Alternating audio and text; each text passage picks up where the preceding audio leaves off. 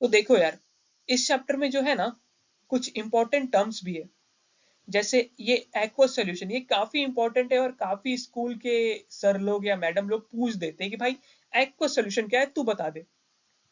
तो भाई आपको पता है, आप इजी फाइव पे कर रहे हो तो आप बताना, मतलब एकदम कॉन्फिडेंस से जाके कि भाई देखो, वैसा सॉल्यूशन जिसमें पानी की मात्रा काफी ज्यादा, उसे हम एक्वा सॉल्यूशन कहते हैं।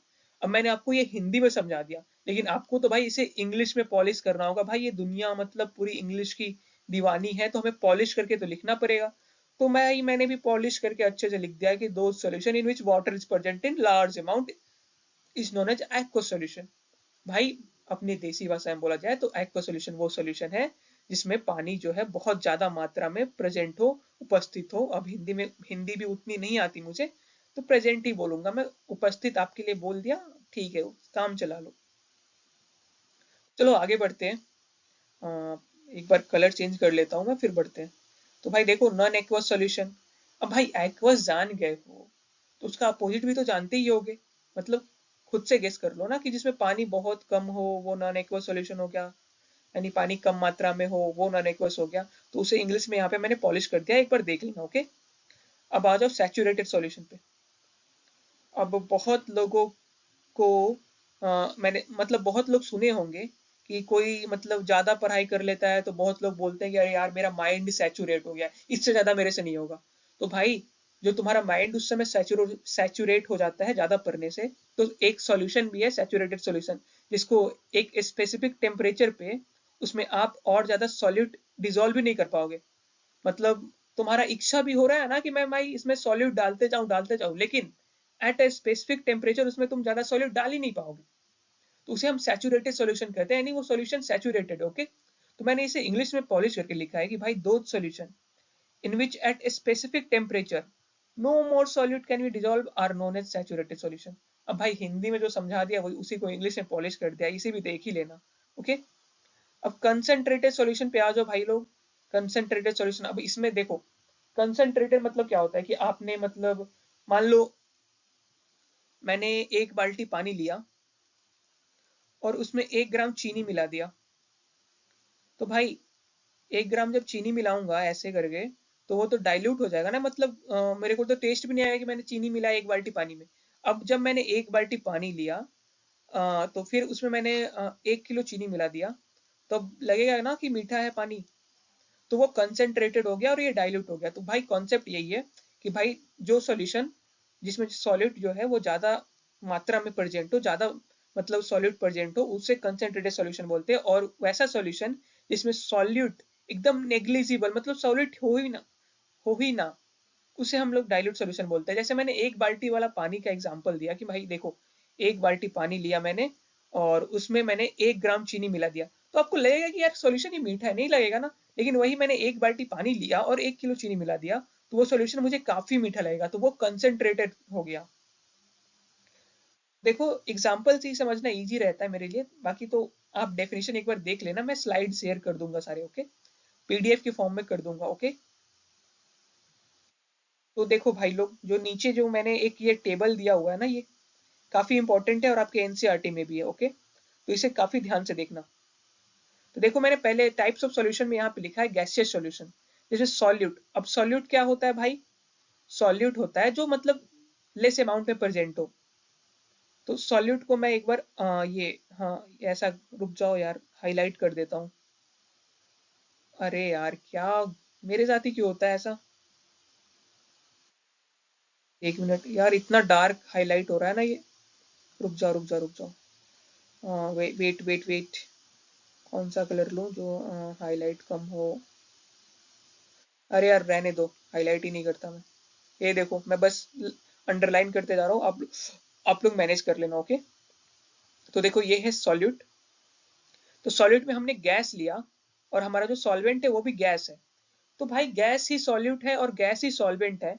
तो ऐसा आपको नहीं लग रहा है कि मिक्सचर जो अपना एग्जाम मतलब सॉल्यूशन होगा वो एयर हो जाएगा, या मिक्सचर ऑफ ऑक्सीजन ये सब? तो यार ये मिक्सचर ऑफ ऑक्सीजन लिख सकते हो या एयर भी लिख सकते हो। अब सॉल्यूट मैंने लिक्विड ले लिया और सॉल्वेंट गैस है, यानी हवा में पानी के particles, humidity. Humidity is the best example of it, okay.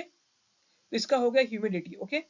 लेकिन यहाँ पे आपको chloroform mixed with nitrogen gas ये सब लिखा हुआ है, तो कोई बात नहीं, आप इसे भी याद कर सकते हो, लेकिन मुझे लग रहा है कि मैं इसे सेपरेट करा देता हूँ, तो अच्छा रहेगा वो तो, ओके। तो मैं इसे सेपरेट ही करा देता हूँ नेक्स्ट स्लाइड पे, ओके, क्योंकि इसमें मुझे एग्जाम्पल थोड़े अटपटे से लग रहे हैं। मतलब एग्जाम्पल सही है, लेकिन थोड़े याद करने वाले आपको जल्दी याद नहीं होगा। लेकिन नीचे वाला जो है मैं देख रहा हूँ तो वो सही लग रहा है, तो इसी स्लाइड में कर लेते हैं, यहाँ पे लिख लेते हैं अलग, ओके। तो भाई देखो, यहाँ पे जो गैस इन गैस का बेस्ट एग्जाम्पल रहेगा वो एयर रहेगा, ओके। लिक्विड इन गैस का बेस्ट एग्जाम्पल रहेगा आपका ह्यूमिडिटी, और फॉग भी हो सकता है। और सॉलिड इन गैस का आपका बेस्ट एग्जाम्पल रहेगा ये कैम्फोर।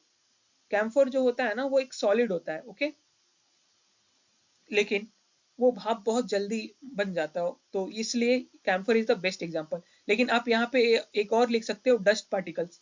अब भाई इतना बताना, जो डस्ट पार्टिकल्स होते हैं वो हवा में, तो वो छोटे छोटे सॉलिड से होता है ना, तो सॉलिड तो उसमें सॉलिड ही हुआ, और सॉल्वेंट क्योंकि वो गैस में है, हवा में है, तो डस्ट पार्टिकल्स भी एक अच्छा एग्जाम्पल है।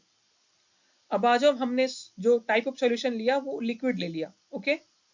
तो सॉलिड हमने लिक्विड सॉल्यूशन में ले लिया गैस को, और सॉल्वेंट लिक्विड है, तो इसका बेस्ट एग्जांपल हुआ ऑक्सीजन डिजॉल्व इन वाटर, और कार्बोनेटेड ड्रिंक्स, जो कोल्ड ड्रिंक हम लोग पीते हैं उसमें भी तो CO2 मिला होता है ना, तो इसका एग्जांपल कार्बोनेटेड ड्रिंक्स भी हो जाएंगे।